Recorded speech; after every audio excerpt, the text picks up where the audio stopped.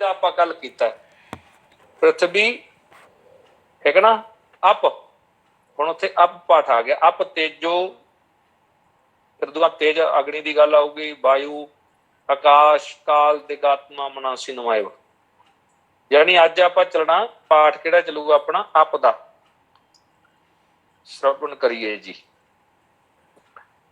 शीत स्पर्श वत्यापह जिसका स्पर्श शीत होवे ठंडा होवे उसनूं की कहने आपां आपा कहने आ जल कहने आ पानी कहने आ और ताश्च दुविधा वो दो प्रकार का हुंदा है जिहड़ा जल है वह भी दो प्रकार का है ये हुण समझण वाली गल्लां नित्या अनित्याश्च एक तो नित हुंदा है परमाणु रूप करके ते एक अनित हुंदा है जिवें हुण बर्फ जमाती वो वैसे तो पिघल के उहने पानी बनना पर जदों ईश्वर ने कहता भी भाई उहदे भी ये पानी नहीं रहना चाहिए तो पानी खत्म भी हो सकता ईश्वर की आग्या विच है ते परमाणु रूप विच रहूगा जिहड़ा अनित है वो विनाशवान है नित जिहड़ा परमाणु रूप है अगे जाके दसदे ही ग्रंथकार नित्य परमाणु रूपा नित जिहड़ा है जल का आप दा स्वरूप है वो परमाणु स्वरूप विच रहिंदा है अनित्या कार्य रूप विच वो अनित हो जाता है जिवें मान लो शरीर बने होर चीज़ां बनियां जल तो वो विनाशवान है वो कितना किते खत्म हो ही जाती है इसलिए कि इस करके ग्रंथकार ने कार्य रूप नूं अनित कहा शास्त्र विच किते भी तुसीं कार्य की गल करोगे जो उपजो सो बिनस है परो आज के काल इस सिद्धांत के अनुकूल जो उत्पन्न होया उन्हें खत्म होना ही होना जिहड़ी चीज़ आपां बनाउणे आ उन्हें एक दिन टुटना ही टुटना पर परमाणु नूं बनाया नहीं जा सकता परमाणु ईश्वर स्वरूप मनणगे गांह जाके न्यायिक आपां पता लगू आपां नूं भी ईश्वर की शक्ति परमाणु रूप च मनदे आ पुनस त्रिविधा फिर उदों बाद भी जिहड़ा वो तीन प्रकार का है दो विधा नित ते अनित है तीन प्रकार का की है जिहड़ा अनित है हुण की कहंदे आ शरीर इंद्रिय विषय भेदात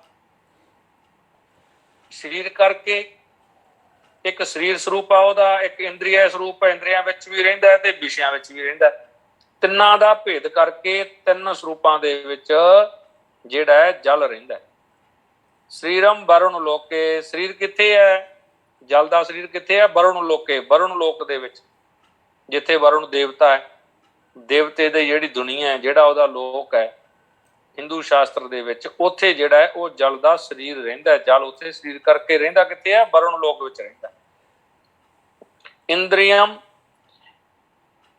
रस ग्राहकम रसनम जिहबा अग्रवर्ती इंद्रिय रूप विच कित्थे रहिंदा है रस ग्राहकम रस नूं ग्रहण करन वाला जिहबा अपनी जीव है जिहड़ी इहदे अग्रवर्ती मूहरे रहिंदा जिवें आपां मिठा ठंडा तत्ता स्वाद लैने जिहड़ा वो जिहबा लैंदी है उहदे अग्रवर्ती की रहिंदा रसनम ठीक है जी इंद्रियां दे विच रसना दे विच रहिंदा यानी जिहबा दे विच रहिंदा ते विषय की है विषय सरत समुद्र आदि विषय उहदा इह है स्वरूप ਉਹਦੇ है भी जो परिणत होके बन के जिहड़ी चीज़ बनाई जाती है वो किते किते समुद्र के स्वरूप विच बहिंदा है किते वो सरित छोटी नदी विच भी है नाले विच भी है बड़े समुद्र विच भी तब्दील है सारे थाई जल जल का विषय की है सरत समुद्र आदि जिथे बहिंदा है जल ते जल की बहुतात देखी जाती है पर शरीर शरीर इंद्रिय विषय भेदात शरीर करके इंद्रिय करके ते विषय करके तीन भेद इसदे मन्ने ने ग्रंथकारां ने शरीर वरुण लोके शरीर जिहड़ा है वरुण लोक विच रहिंदा है इंद्रिय रस ग्राहकम रसनम जिहबा अग्रवर्त जिहबा दे अग्र भाग विच रसना करके जो जानिया जांदा है वो रस नूं ग्रहण करन वाला रस नूं चखण वाला स्वाद दसन वाला जिहड़ा इंद्रिय है वो भी एक इंद्रिय किहदा हो किहड़े विचों निकलिया मान लो जल दे विचों निकलिया जल दा ज्ञान इंद्रिय कर्म इंद्रिय ते ज्ञान इंद्रिय अगे जाके आपां डिटेल नाल समझांगे इसलिए विषय की है सरत समुद्र आदि सरत सरता जिहड़ी है नदी है ते समुद्र आदि बहुतात जिथे जाके पैंदी है वो सारे ही स्वरूप जिहड़े ने वो जल दे ने जल दा सारे स्वरूपां विच ਕਿਸੇ ਨਾ ਕਿਸੇ ਰੂਪ ਵਿੱਚ ਸਰੂਪ ਪਾਇਆ ਜਾਂਦਾ, ਯਾਨੀ ਜਲ ਹੀ ਪਾਇਆ ਜਾਂਦਾ। ਆਪਾਂ ਸਿੱਧੀ ਗੱਲ ਵਿੱਚ ਕਹਿ ਦਈਏ ਆਪਾ ਇਹਦਾ ਨਾਮ ਹੈ। ਅੱਗੇ ਜਾ ਕੇ ਆਪਾਂ ਪੜ੍ਹਦੇ ਹਾਂ ਦਰਬ ਦੇ ਵਿੱਚ ਪਹਿਲਾ ਸੀਗਾ ਤਤਰ ਦਰਬਿਆਨੀ ਪ੍ਰਥਵੀ ਵਿਅਪ ਤੇਜੋ, ਤੀਜਾ ਆ ਗਿਆ ਤੇਜ। ਉਹ ਮੈਂ ਤਾਂ ਸੂਤਰ ਦੀ ਅਵਿਰਤੀ ਲਿਆਉਣਾ ਵੀ ਤੁਹਾਡੇ ਸੂਤਰ ਯਾਦ ਹੋ ਜਾਏ। ਉਹ ਸੂਤਰ ਯਾਦ ਹੋ ਗਿਆ, ਆਪੇ ਯਾਦ ਹੋ ਜਾਣ ਸਾਰੇ। ਊਸ਼ਨ ਸਪਰਸ਼ ਵੱਤ ਤੇਜਾ, ਊਸ਼ਨ ਸਪਰਸ਼ ਗਰਮ ਸਪਰਸ਼ ਹੈ ਜਿਸ ਦਾ, ਪੰਜਾਬੀ ਵਿੱਚ ਕਹੀਏ ਸਪਰਸ਼ ਕਰਨ ਤੇ ਜੋ ਗਰਮ ਲੱਗੇ, ਜੋ ਗਰਮ ਦੇਵੇ, ਹੀਟ ਦੇਵੇ, ਉਹਨੂੰ ਕੀ ਕਹਿੰਦੇ ਆ ਆਪਾਂ? ਤੇਜ ਕਹਿੰਦੇ ਆ, ਅਗਨੀ ਕਹਿੰਦੇ ਆ। ਤਚ ਦੁਵਿਧਮ, ਉਹ ਦੋ ਪ੍ਰਕਾਰ ਦੀ ਹੈ, ਦੋ ਪ੍ਰਕਾਰ ਦੀ ਅੱਗ ਹੈ। ਵੈਸੇ ਤਾਂ ਅੱਗ ਦੇ ਪ੍ਰਕਾਰ ਅੱਗੇ ਜਾ ਕੇ ਹੋਰ ਵੀ ਹੈ, ਪਰ ਤਚ ਦੁਵਿਧਮ ਜਿਹੜੀ ਹੈ, ਤੇਜ ਜਿਹੜਾ ਹੈ, ਉਹ ਦੋ ਪ੍ਰਕਾਰ ਦਾ ਹੁੰਦਾ, ਨਿਤਿਆ ਤੇ ਅਨਿਤ, ਨਿਤ ਤੇ ਅਨਿਤ। ਨਿਤਿਅਮ ਅਨਿਤਿਅਮ ਚਾ, ਨਿਤ ਵੀ ਹੈ ਤੇ ਅਨਿਤ ਵੀ ਹੈ ਵੀ ਤੇ ਨਹੀਂ ਵੀ ਕਹਿ ਲਓ, ਇਹ ਵੀ ਕਹਿ ਸਕਦੇ ਹਾਂ ਆਪਾਂ, ਹੈ ਵੀ ਤੇ ਨਹੀਂ ਵੀ। ਜਿਵੇਂ ਆਪਾਂ ਕਹਿੰਦੇ ਹਾਂ ਸਹਿ, ਉਹ ਆਪਾਂ ਪਾਠ ਪੜ੍ਹਦੇ ਹਾਂ ਜਦੋਂ, ਸਹਿਸਤਵ ਨੈਣ ਨਨ, ਨੈਣ ਹੈ ਤੋਏ ਕਉ, ਤੇ ਪਾਠ ਆਉਂਦਾ ਹੈ ਵੀ ਇਹ ਭਗਵਾਨ, ਆਵਾਜ਼ ਆਉਂਦੀ ਹੈ ਜੀ? ਹਾਂਜੀ ਬਾਬੇ ਆ ਰਹੀ ਹੈ ਜੀ। ਹਾਂਜੀ ਹਾਂਜੀ ਹਾਂਜੀ। ਕਹਿੰਦੇ ਨਿਤਿਅਮ ਪ੍ਰਮਾਣੂ ਰੂਪਾ, ਨਿਤਿਅਮ ਜਿਹੜਾ ਨਿਤ ਹੈ ਉਹ ਪ੍ਰਮਾਣੂ ਸਰੂਪ ਹੈ, ਉਹ ਕਦੇ ਵਿਨਾਸ਼ ਨਹੀਂ ਹੁੰਦਾ। ਕੁਛ ਵੀ ਪਰਲੇ ਆ ਜੇ, ਕੁਛ ਆ ਜੇ, ਉਹਨੇ ਸਦਾ ਰਹਿਣਾ ਹੈ। ਉਹ ਪ੍ਰਮਾਣੂ ਸਰੂਪ ਵਿੱਚ ਜਲ ਜਿਹੜਾ ਹੈ, ਤੇਜ ਜਿਹੜਾ ਹੈ, ਵਾਯੂ ਜਿਹੜੀ ਹੈ, ਅਗਨੀ ਜਿਹੜੀ ਹੈ, ਪ੍ਰਥਵੀ ਜਿਹੜੀ ਹੈ, ਉਹ ਸਾਰੀ ਰਹਿੰਦੀ ਹੈ। ਪੰਜੇ ਤੱਤ ਹੀ ਰਹਿੰਦੇ ਆ, ਤਾਂ ਹੀ ਸ੍ਰਿਸ਼ਟੀਕਰਨ ਹੁੰਦਾ। ਨਿਤਿਅਮ ਕਾਰੀ ਰੂਪਾ, ਜਿਹੜਾ ਕਾਰਿਆ ਰੂਪ ਹੈ ਉਹ ਅਨਿਤ ਹੈ, ਜਿਹੜਾ ਬਣਦਾ ਹੈ ਉਹਨੇ ਢਹਿਣ। ਇਸ ਲਈ ਉਹ ਕੀ ਹੈ, ਅੱਗੇ ਜਾ ਕੇ ਗ੍ਰੰਥਾਕਾਰ ਦੱਸਦੇ ਨੇ, ਪੁਨਸ ਤ੍ਰਿਵਿਧਮ, ਕਹਿੰਦੇ ਫਿਰ ਉਹ ਤਿੰਨ ਪ੍ਰਕਾਰ ਦਾ ਅੱਗੇ ਜਾ ਕੇ, ਸਰੀਰ ਇੰਦਰੀਆ ਵਿਸ਼ੈ ਭੇਦਾਤ, ਸਰੀਰ ਉਹਦਾ, ਇੰਦਰੀਆ ਤੇ ਵਿਸ਼ੈ, ਸਰੀਰ ਕਰਕੇ ਵੀ ਹੈ, ਇੰਦਰੀਆ ਕਰਕੇ ਵੀ ਹੈ, ਤੇ ਵਿਸ਼ਿਆਂ ਦੇ ਵਿੱਚ ਭਾਵ ਉਹਦਾ ਸਰੂਪ, ਸਮੂਹਕ ਸਰੂਪ, ਕਾਰਿਆ ਰੂਪ ਵੀ ਹੈਗਾ। ਕੀ ਹੈ? ਕਿਉਂਕਿ ਇੱਕ ਗੱਲ ਹੋਰ ਵੀ ਯਾਦ ਰੱਖਣ ਵਾਲੀ ਹੈ ਵੀ ਸਰੀਰ ਵੀ ਕਿਰਿਆ ਕਰਕੇ ਬਣਾਇਆ ਗਿਆ। ਸਰੀਰ ਕਾਰਿਆ ਸਰੂਪ ਹੈ, ਕਾਰਿਆ ਸਰੂਪ ਜਿਹੜਾ ਹੈ ਉਹ ਵਿਨਿਸ਼ਟਵਾਨ ਹੈ। ਇਸ ਲਈ ਅਨਿਤਿਅਮ ਕਾਰਿਆ ਰੂਪ ਹੈ, ਅਨਿਤ ਹੈ। ਇਹ ਜਿਹੜੀਆਂ ਚੀਜ਼ਾਂ ਆਪਾਂ ਗਿਣ ਰਹੇ ਹਾਂ ਇਹ ਅਨਿਤ ਗਿਣ ਰਹੇ ਹਾਂ, ਨਿਤ ਨਹੀਂ ਗਿਣ ਰਹੇ। ਪ੍ਰਮਾਣੂ ਤੋਂ ਬਣੀਆਂ ਜ਼ਰੂਰ ਹੈ, ਪਰ ਇਹ ਕੀ ਹੈ? ਸਰੀਰ, ਸਰੀਰਮ, ਇੱਥੇ ਗ੍ਰੰਥਾਕਾਰ ਨੇ ਲਿਖਿਆ ਸਰੀਰਮ ਆਦਿਤਯ ਲੋਕੇ, ਸਰੀਰ ਕਿੱਥੇ ਰਹਿੰਦਾ? ਜਲ, ਇਹਦਾ ਜਿਹੜਾ ਤੇਜ ਦਾ ਸਰੀਰ ਕਿੱਥੇ? ਆਦਿਤਯ ਲੋਕ ਵਿੱਚ। ਆਦਿਤਯ ਕਿਹਨੂੰ ਕਹਿੰਦੇ ਆ? ਸੂਰਜ ਨੂੰ ਕਹਿੰਦੇ ਆ। ਸੂਰਿਆ ਲੋਕ ਵਿੱਚ ਤੇਜ ਰਹਿੰਦਾ ਹੈ, ਆਦਿਤਯ ਲੋਕ ਵਿੱਚ ਜਿਹੜਾ ਇਹ ਰਹਿੰਦਾ ਹੈ। ਤੇ ਉਦੋਂ ਅੱਗੇ ਇੰਦਰੀਅਮ ਰੂਪ ਗ੍ਰਾਹਕਮ ਚਕਸ਼ੂ ਕ੍ਰਿਸ਼ਨ ਤਾਰਾ ਅਗਰਵਰਤੀ, ਇਹ ਬੜੀ ਸੋਹਣੀ ਗੱਲ ਹੈ। ਇੰਦਰੀਅਮ ਰੂਪ ਗ੍ਰਾਹਕਮ, ਜਿਹੜੀ ਇਹਦੀ ਇੰਦਰੀ ਹੈ ਨਾ, ਤੇਜ ਦੀ ਇੰਦਰੀ ਹੈ, ਉਹ ਰੂਪ ਨੂੰ ਗ੍ਰਹਣ ਕਰਨ ਵਾਲੀ ਹੈ। ਹੁਣ ਆਪਾਂ ਪਿੱਛੇ ਪੜ੍ਹਦੇ ਆਏ ਹਾਂ, ਕੋਈ ਸਪਰਸ਼ ਨੂੰ ਗ੍ਰਹਣ ਕਰਨ ਵਾਲੀ ਹੈ, ਕੋਈ ਰਸਨਾ ਜਿਹਵਾ ਅਗਰਵਰਤੀ ਹੈ, ਉਹ ਰਸ ਨੂੰ ਗ੍ਰਹਣ ਕਰਨ ਵਾਲੀ ਹੈ, ਤੇ ਕੋਈ ਸਪਰਸ਼ ਨੂੰ ਕਰਨ ਵਾਲੀ ਹੈ। ਰੂਪ, ਰਸ, ਗੰਧ, ਸਪਰਸ਼, ਸੰਖਿਆ, ਜਿਹੜੀ ਇਹ ਜਿੰਨੇ ਪੰਜ ਪਹਿਲੇ ਗੁਣ ਆ ਨਾ, ਉਹ ਪੰਜੇ ਗਿਆਨ ਇੰਦਰੀਆਂ ਦੇ ਆ। ਉਹ ਸਾਰੇ ਤੁਹਾਨੂੰ ਅੱਗੇ ਜਾ ਕੇ ਡਿਟੇਲ ਆਊਗੀ, ਜਦੋਂ ਆਪਾਂ ਉਹਨੂੰ ਪੜਾਂਗੇ ਤਾਂ ਪਤਾ ਲੱਗ ਜੂਗਾ। ਵੈਸੇ ਮੈਂ ਸ਼ਾਰਟਲੀ ਦੱਸਤਾ। ਇੱਥੇ ਗ੍ਰੰਥਾਕਾਰ ਕਹਿੰਦੇ ਰੂਪ ਗ੍ਰਾਹਕਮ, ਇੰਦਰੀਅਮ ਰੂਪ ਗ੍ਰਾਹਕਮ, ਉਹ ਇੰਦਰੀ ਹੈ ਜਿਹੜੀ ਰੂਪ ਨੂੰ ਗ੍ਰਹਿਣ ਕਰਦੀ ਹੈ ਤੇ ਦੱਸਦੀ ਹੈ ਸਾਨੂੰ ਵੀ ਐਸਾ ਰੂਪ ਹੈ। ਉਹ ਕੀ ਹੈ? ਚਕਸ਼ੂ, ਅੱਖਾਂ, ਸਾਡੀਆਂ ਅੱਖਾਂ ਨੇ ਜਿਹੜੀਆਂ, ਉਹਨਾਂ ਦੇ ਅੱਖਾਂ ਦੇ ਵਿੱਚ ਵੀ, ਅੱਖ ਦੇ ਵਿੱਚ ਵੀ ਕ੍ਰਿਸ਼ਨ ਤਾਰਾ ਅਗਰਵਰਤੀ, ਤਾਰੇ ਦੀ ਤਰ੍ਹਾਂ ਕ੍ਰਿਸ਼ਨ ਕਾਲੀ ਜਿਹੜੀ ਆਪਣੀ ਕੋਲੀ ਹੁੰਦੀ ਹੈ, ਜਿਹਨੂੰ ਰਟੀਨਾ ਕਹਿ ਦਿੰਦੇ ਹਾਂ ਆਪਾਂ, ਉਹ ਰਟੀਨਾ ਅਗਰਵਰਤੀ, ਉਹਦੇ ਮੂਹਰੇ, ਰਟੀਨੇ ਦੇ ਵੀ ਮੂਹਰੇ ਜਿਹੜੀ ਹੈ ਆਪਣੀ ਅਨੁਭਵ ਸ਼ਕਤੀ, ਦੇਖਣ ਦੀ ਜਿਹੜੀ ਸੰਵੇਦਨਸ਼ੀਲਤਾ ਹੈ, ਉਹਨੂੰ ਜਿਹੜਾ ਹੈ ਗ੍ਰੰਥਾਕਾਰ ਕਹਿੰਦੇ ਭਾਈ ਕੀ ਕਿਹਾ ਜਾਂਦਾ? ਉਹਨੂੰ ਚਕਸ਼ੂ ਕਿਹਾ ਜਾਂਦਾ ਹੈ।